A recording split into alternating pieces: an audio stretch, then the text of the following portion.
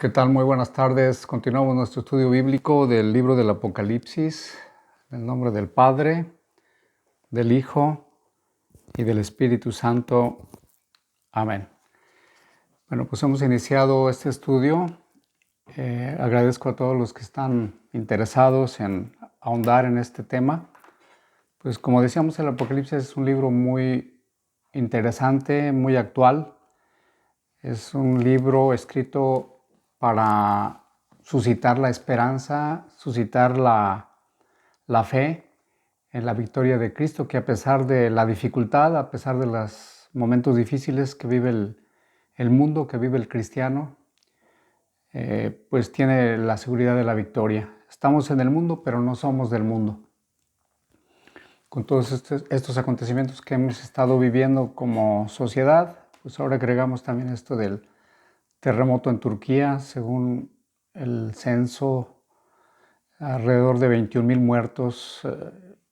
Estábamos hoy en la mañana todavía por allí escuchando, y bueno, pues es una cosa que a todos nos duele, nos cala, porque como sabemos esa situación pudo haber sido también en nuestros lugares. Como dice Jesús, ¿verdad? ¿A poco creen ustedes que los que les ocurrió situaciones como la caída de esa torre de Siloé en Jerusalén o otras situaciones que han sucedido, creen que son más pecadores que ustedes? Pues les digo que no, dice Jesús, y eso también pues es una palabra actual.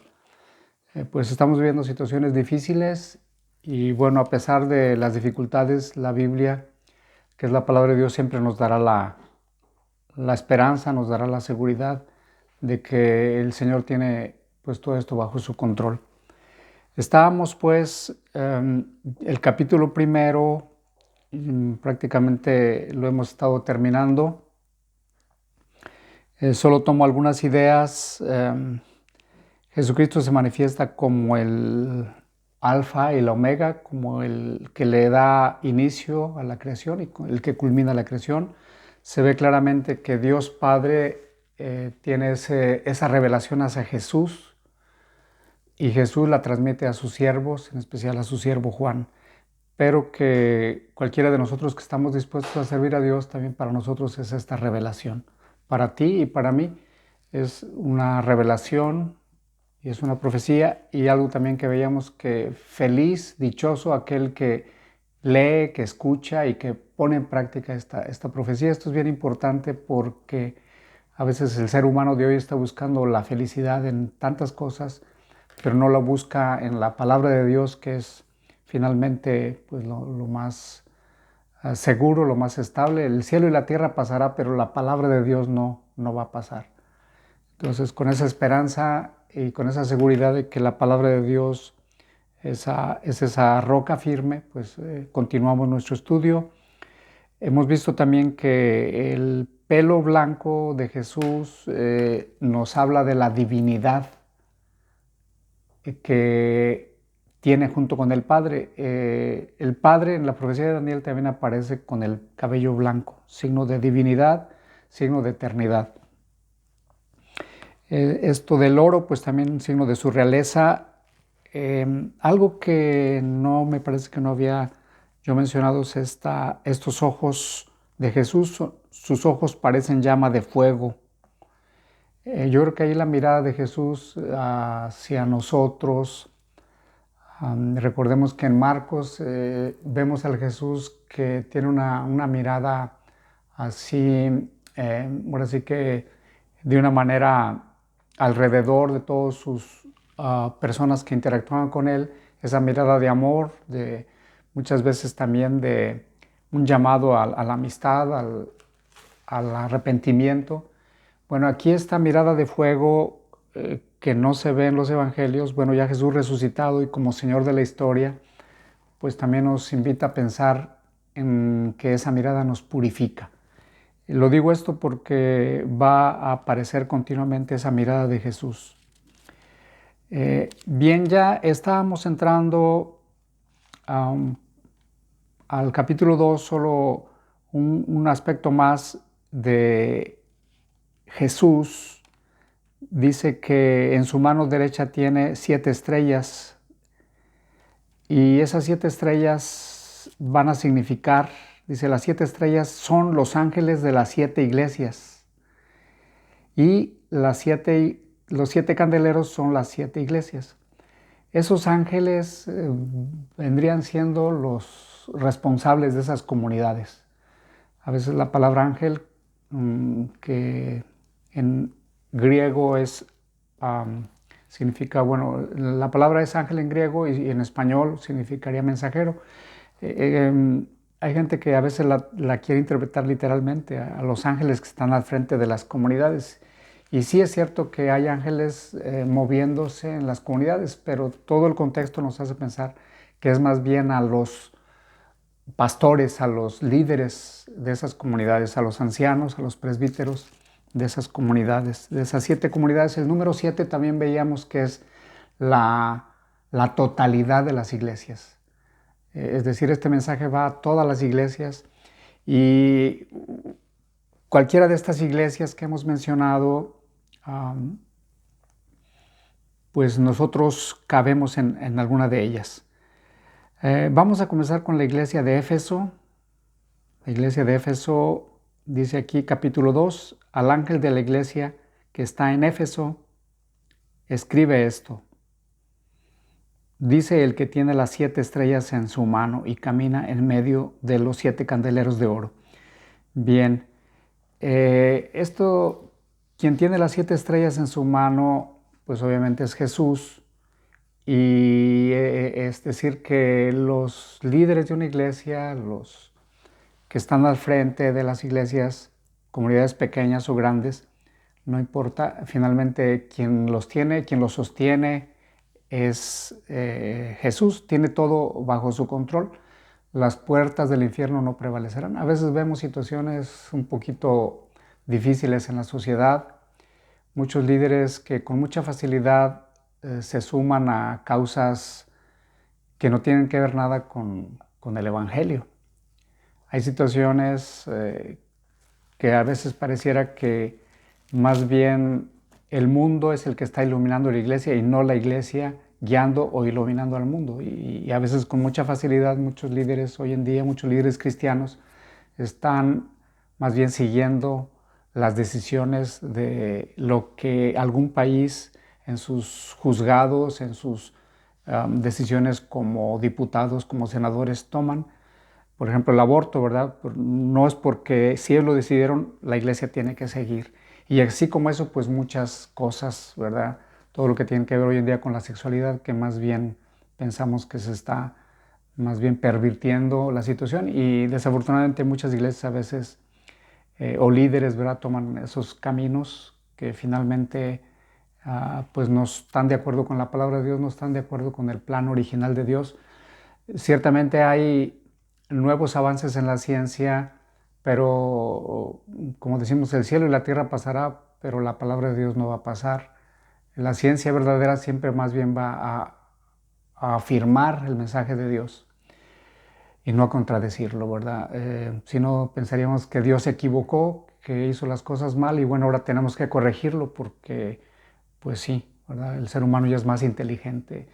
En un segundo más, en un momento más veremos esto del árbol me estoy adelantando un poco, hago este comentario porque me adelanto ya un poco a lo que es el árbol de la vida y el árbol de la ciencia del bien y el mal. El hombre de hoy a veces parece que le gusta más jugar a ser Dios que a tomar el árbol de la vida. Es muy interesante eso. Quiero pues regresar a este primer versículo, al ángel de la iglesia de Éfeso.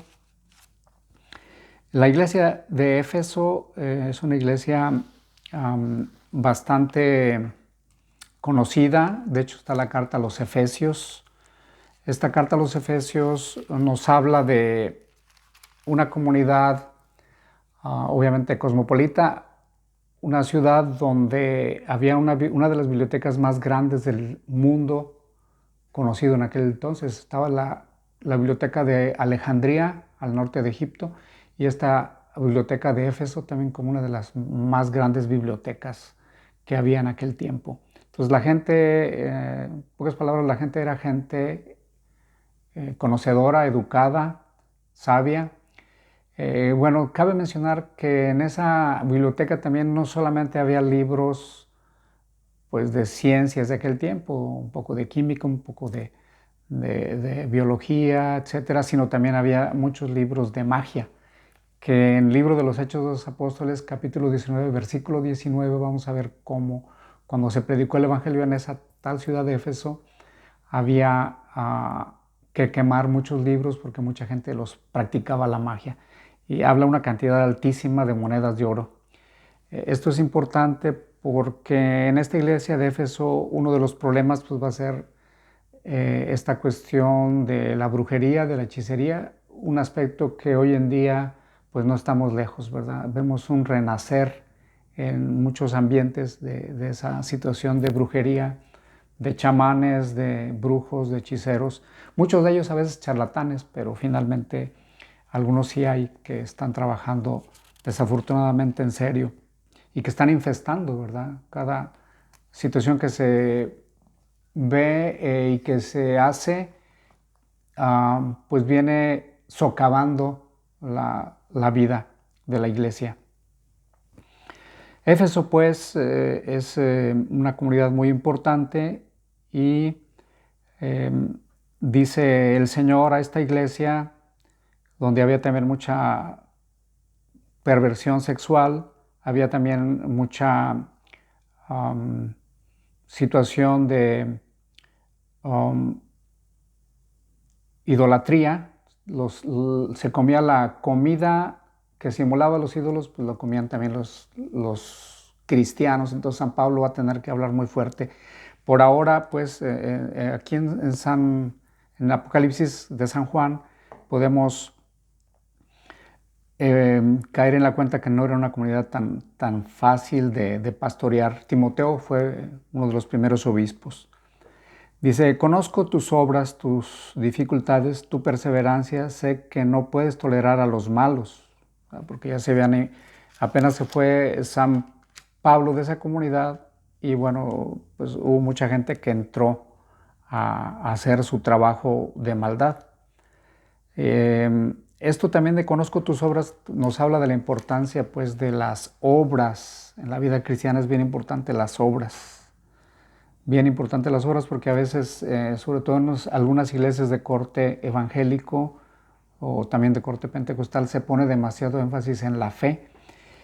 Y ciertamente la fe en Jesucristo, la obra de Jesucristo es la más importante y sobre esa obra, sobre esa base de la obra de Cristo que es completa, están nuestras obras. Por eso dice, conozco tus obras, tus dificultades. Es decir, también es importante las obras que nosotros hagamos.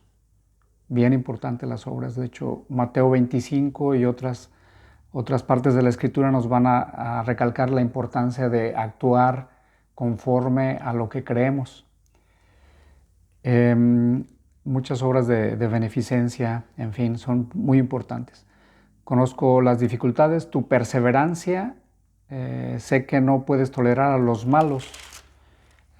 Esto es importante porque en una sociedad en la que hoy vivimos con este tema del hate speech, que a veces con mucha facilidad a los cristianos se les puede acusar de discurso de odio, cuando realmente es una fidelidad a la palabra de Dios, es importante, ¿verdad? Hoy más que nunca pues estamos en esta situación de que no podemos tolerar la maldad.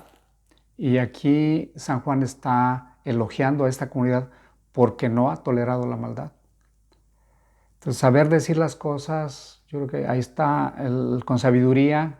Yo creo que es un reto muy grande hoy para nosotros los cristianos, saber decir las cosas con sabiduría, con amor, con caridad, pero finalmente decir las cosas. Pusiste a prueba a los que se llaman a sí mismos apóstoles y los hallaste mentirosos. Esto es una de las cosas por las cuales el Espíritu Santo pone en labios de San Juan para alabar, para ahora sí que reafirmar esta comunidad. Tampoco te falta la constancia y has sufrido por mi nombre sin desanimarte. sea, la martiría, el sufrimiento de martirio, ¿verdad?, que han vivido esta comunidad de Éfeso, pues es algo muy elogiable. Y bueno, a partir del versículo 4 dice, pero tengo algo en contra tuya. Ya comentábamos también, me parece que no lo hemos comentado, pero si no, es bien importante que en estas 7 iglesias Dios va siempre a recalcar lo positivo. Primero dice lo positivo de cada iglesia y después ya en una segunda parte, pero tengo contra ti que has hecho esto mal, esto y esto y esto. Y ese es el verdadero amor de Dios. Dios nos habla, nos recalca lo positivo y empieza con lo positivo y después sigue con algunas áreas de oportunidad o cosas, pecados en concreto que no están bien a los ojos de Dios. Esto es importante. A veces los seres humanos nos podríamos fijar más en lo negativo y ahí estaríamos en un error. Ver solo lo negativo de las personas o de nuestros hijos o de nuestras familias. Es bien importante que le pidamos a Dios sabiduría para poder potenciar las cosas positivas, las cosas buenas que hay en nuestras iglesias, en nuestras familias, en nuestra sociedad. No todo está mal en nuestra sociedad, no todo está mal en los líderes cristianos, sino hay muchas cosas positivas y por ello habría que comenzar. Entonces, ese cuarto versículo empieza ya la lista de las áreas de oportunidad, de las cosas que no están bien. Tengo algo en contra tuya y es que has perdido tu amor del principio. En el texto griego original encontramos la palabra agapen su, es decir, está hablando del amor ágape. En el griego se utiliza la palabra ágape, la palabra filia y la palabra eros, las tres para hablar de amor. La palabra, pues ahora sí que tal vez muchos nos viene a la mente, aunque a veces muy reducida, pero la palabra eros es un amor de supervivencia. Por ejemplo, un niño para sobrevivir necesita alimentarse porque es parte de su naturaleza. Y un ser humano, descansar, una buena música, pero también, por cierto, tiene esa connotación pues, de la sexualidad cuando se utiliza en un sentido egoísta. En fin, es como el primer nivel de amor. El segundo nivel de amor es el amor filia. No me detengo demasiado porque aquí sería un solo tema para hablar del amor. Pero el amor filia es solamente el que se pone en práctica a nivel como de familia, de amistad, de conocidos, de paisanos. Pero existe el amor ágape, que es el amor con el que Dios nos ama.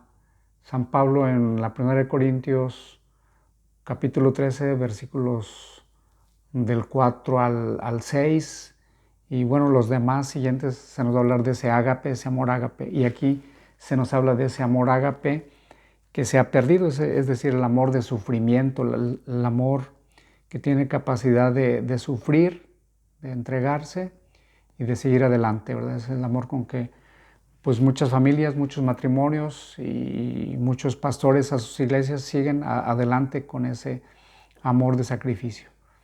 Esto es bien importante. Pues ese amor se ha perdido y es lo que el Espíritu Santo nos redarguye, ¿verdad? Porque a veces se piensa que es un amor emocional, inclusive entre las parejas a veces se puede pensar, es que sí había mucha emoción, pero yo me pregunto si ese amor era ágape, si era más bien una especie de amor, más bien eros o egoísta, prevalentemente. Por eso más bien habría que pensar en el amor de entrega, de sacrificio. Date cuenta de versículo 5, pues de dónde has caído, arrepiéntete y vuélvete a lo que antes sabías hacer.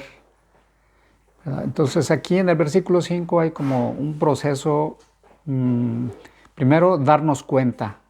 A veces no nos damos cuenta que estamos haciendo mal. Pues el primero es pedirle a Dios que nos ayude a darnos cuenta. Segundo, el arrepentimiento. Y tercero, vuelve a lo que antes sabías hacer. Estoy usando ahorita la versión de la Biblia latinoamericana. Entonces es importante.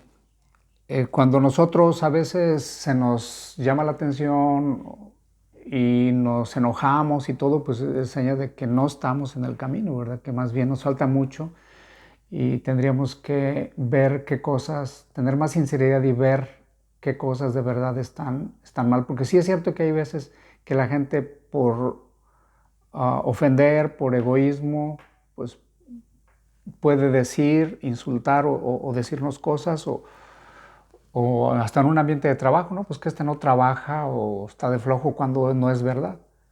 Tal vez por una ocasión que lo vieron por allí fumándose un cigarro o no sé, agarrando un break, se va a decir que esa persona es floja, ¿no? Entonces sí habría que distinguir, pero más bien es como un llamado a una actitud ya de continuo. ¿Verdad? Dios es así. Cuando ve algo que ya es algo continuo, persistente o que prevalece, entonces ese tipo de conducta tiene que ser cambiada. Estamos ya en el versículo 6. Dice,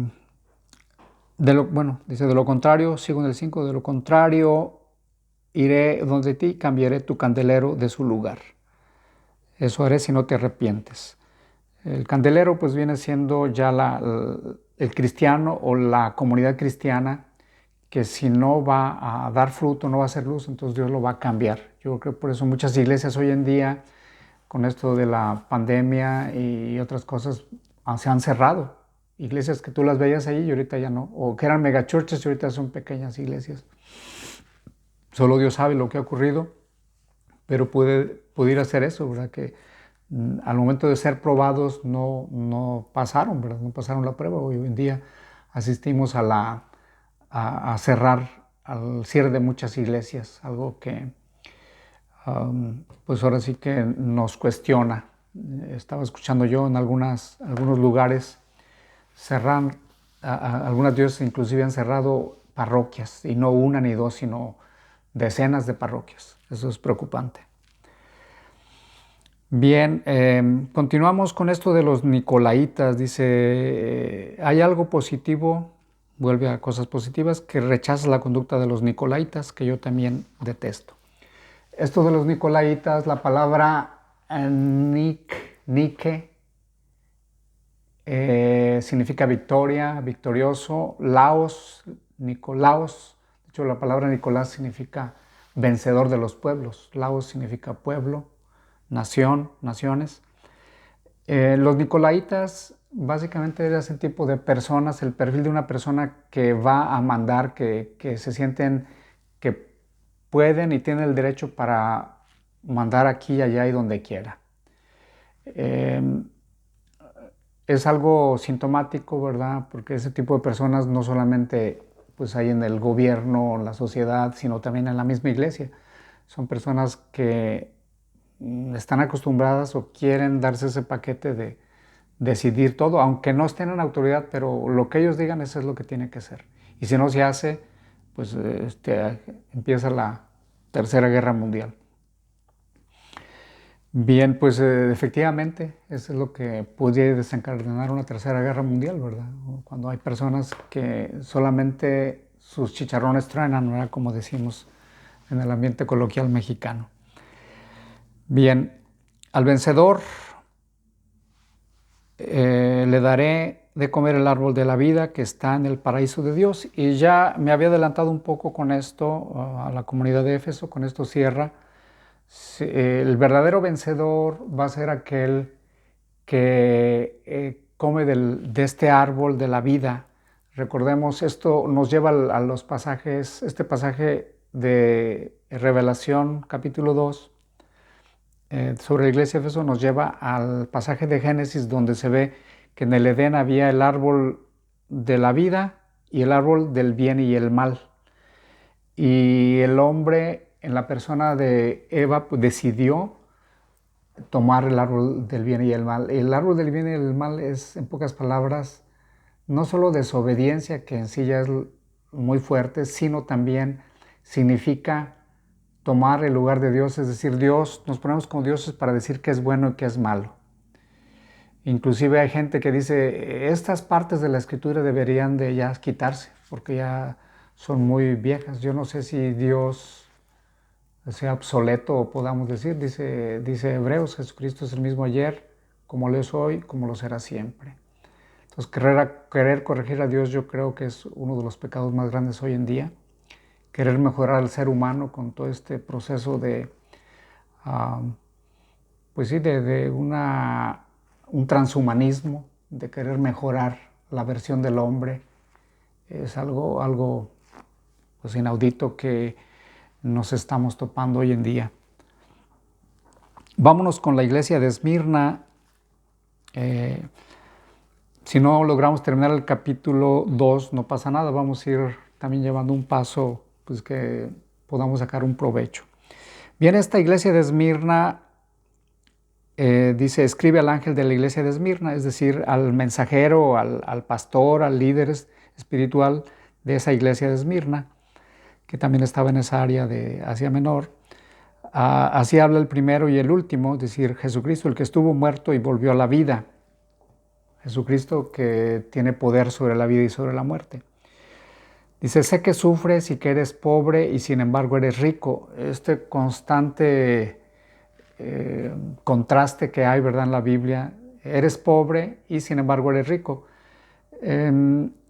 Esto de sufrir por ser pobre, dichosos los pobres de espíritu, porque de ellos es el reino de los cielos, es decir, la gente que tiene toda su confianza en Dios y que sin embargo es rico, porque finalmente es la verdadera riqueza. La Eucaristía, para nosotros que tenemos esa bendición, que creemos, nuestros hermanos de iglesias evangélicas, ellos les basta la palabra de Dios, que también es otra riqueza grandísima. Pero bueno, quería referirme a la Eucaristía. Vale más que miles de monedas de oro, porque es una obra dada por Dios, hecha por Dios, realizada por Dios en Jesucristo para la salud de nuestras almas y la salud de nuestros cuerpos, de nuestras mentes. Deberíamos de apreciarla más, así como la palabra de Dios. Nada menos ahorita nos estamos nutriendo de la palabra de Dios, que vale más que miles de monedas de oro. Eso se refiere, eres pobre, sin embargo eres rico, ¿verdad? A eso se refiere. Sé cómo te calumnian los que pretenden ser judíos y no lo son, pues son una sinagoga de Satanás. La sinagoga en el tiempo que se escribe y todavía actualmente tenía esa parte sí de culto, pero también una reunión, un lugar donde se reunían la comunidad, es decir, tenía un rol también comunitario, donde se ofrecían ciertos servicios comunitarios. Aprender a bordar, a tejer, a hacer manualidades, a dar alguna clase, algún avance en alguna materia. En fin, así podíamos entender. Inclusive, que es el punto aquí, servía como un lugar para hacer juicios. Más adelante, en la siguiente iglesia, que sigue con el tema de la sinagoga, nos vamos a dar cuenta que allí se entregaba una piedrita blanca o negra. Si alguien en un juicio, ahora sí que justo, que había obrado bien, se le entregaba una piedrecita blanca. Si alguien resultaba que sí había cometido algún crimen o alguna injusticia, se le daba una piedrecita negra. Bueno, esa sinagoga, pues, a la que se está refiriendo aquí, muchas veces se había dejado, ahora sí que, llevar por las obras de Satanás, que ha venido a robar, a matar y a destruir. Muchas iglesias hoy en día también, ¿verdad? Desafortunadamente, si no todas o al menos algunos líderes de las iglesias, pues han caído en esta situación y desafortunadamente pues se han convertido en una sinagoga de Satanás. No tengas miedo por lo que vas a padecer. El diablo meterá a algunos de ustedes en la cárcel para ponerlos a prueba. Estamos allí ya en el versículo 10. Y será 10 días de prueba. El número 1, el número 10, 100, 1000, etcétera, los submúltiplos, significa un periodo de prueba, es decir, un periodo completo de prueba, que normalmente es un periodo pequeño. Dice, pero si permaneces fiel hasta la muerte, te daré la corona de la vida. Esto es importante. Y bueno, y también se ve aquí como el diablo a veces mueve a sus acólitos, a sus monaguillos, ahora sí, para que actúen, ¿verdad? Me llama la atención como en estos días muchos centros pro vida que están ayudando a las mujeres que no quieren abortar, sino que quieren pues enfrentar esa responsabilidad, pues han sido vandalizados de una manera impresionante, ¿verdad? Pues volvemos, ¿verdad?, a esta reflexión. Satanás ha venido a robar, a matar y a destruir. Cristo ha venido para que tengamos vida y la tengamos abundantemente, una vida abundante, una vida plena, una vida de felicidad y de gozo. El que tenga oídos, versículo 11 del capítulo 2, escuche este mensaje del Espíritu a las iglesias. Finalmente, no solo esta parte de la escritura del versículo 11, sino toda la escritura ha sido inspirada por Dios. Por eso yo sigo una y otra vez diciendo lo mismo, ¿verdad? La palabra de Dios no va a poder superada. Por más que mucha gente hoy en día, porque ya no solo es en una iglesia, sino en muchas iglesias, está tratando de desprestigiarse la palabra de Dios, pero no se va a poder porque el que la inspiró es el Espíritu Santo. Y bueno, y tiene esa firmeza, esa seguridad de que es una palabra que va a permanecer para siempre. Bien, estamos ya en el versículo 12. Dice, escribe al ángel de la iglesia de Pérgamo. Vamos a terminar con esta iglesia de Pérgamo, porque también no me quiero avanzar a extender demasiado. Así habla el que tiene la espada aguda de doble filo, que es Jesucristo, ¿verdad? Que tiene esa espada y que esa esa espada es la palabra de Dios. Dice, sé dónde vives, dónde está el trono de Satanás, pero te aferras firmemente a mi nombre. Esto de vivir en el lugar donde Satanás tiene su trono, tiene su reino, no es fácil de interpretar, pero a la vez no es difícil. Yo, por ejemplo, hay ciudades que yo he visitado, como la ciudad de San Francisco, California, que te impresiona ver cosas que no puedes ver con facilidad en otras ciudades del mundo. Gente, por ejemplo, no solo tirada, vencida y derrotada por la droga, sino situaciones como ver que un hombre lleva con una cuerda a otro hombre y el hombre que va sometido, porque no encuentro otra palabra, sometido, va caminando como un perrito y va como señor de ¿verdad? Y ya no sabes ni con quién indignarte, si con el que le ha permitido a enseñorearse o con uno o con otro, ¿verdad? Son cosas que de plano tú te das cuenta que ahí hay un espíritu de maldad, pues bueno, como quiera, donde abundó el pecado, sobreabundó la gracia, y sabemos que en cualquier ciudad donde tenga Satanás su trono, pues siempre va a haber la gracia abundante para seguir adelante. Y de hecho, pues gracias a Dios, ahí en San Francisco hay ministerios y hay personas muy fuertes llevando la palabra de Dios. Y bueno, aún así no se ha renegado, y aún habla de un tal Antipas, un fiel testigo del Evangelio, que fue asesinado allí en esa tierra de Satanás. Aún así, pues Dios ha vencido, se ha manifestado como vencedor. Nosotros también en nuestra vida hemos vivido situaciones difíciles, sin embargo Dios nos ha dado la victoria. Eso se puede también interpretar de esa manera, ¿verdad? Que a pesar de que hemos vivido en situaciones difíciles en nuestra vida, no necesariamente se tiene que circunscribir a una ciudad concreta, sino también a momentos de nuestra vida donde hemos sido tentados y donde, sin embargo, Dios nos ha dado la victoria.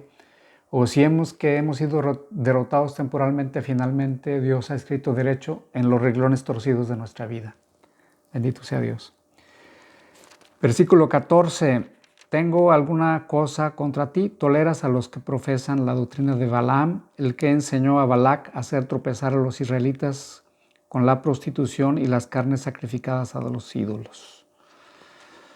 Bueno, esto de Balaam y Balac, casi con esto voy a ir cerrando para no llenar de mucho información o mucha reflexión. En el libro de Números, en los capítulos 22 al 24, toda esa es la historia de Balaam, que era un profeta que recibía oráculos de Dios, que recibía profecía de Dios.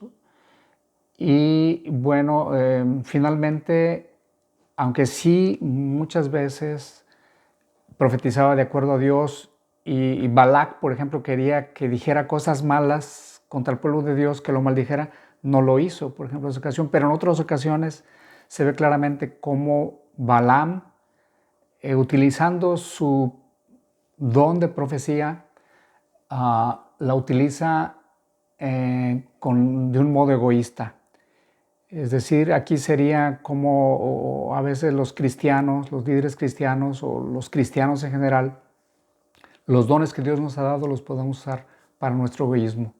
Hay que tener mucho cuidado, hay que pedirle a Dios que no nos deje caer en esa tentación, que no usemos las cosas para egoísmo. En el caso de Balaam, es un egoísmo que va metido más con una cuestión económica y financiera. Hoy en día, desafortunadamente, también podemos ver esa situación a niveles grandes, ¿verdad? De cómo a veces hay iglesias que hacen fraude.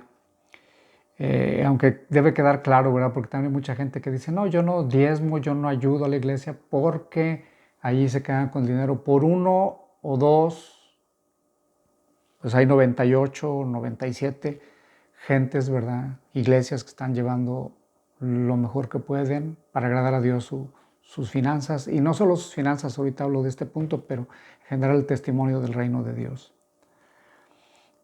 Termino con esto de los nicolaitas. Dice, lo mismo hacen los que siguen la doctrina de los nicolaitas ahí donde tú estás.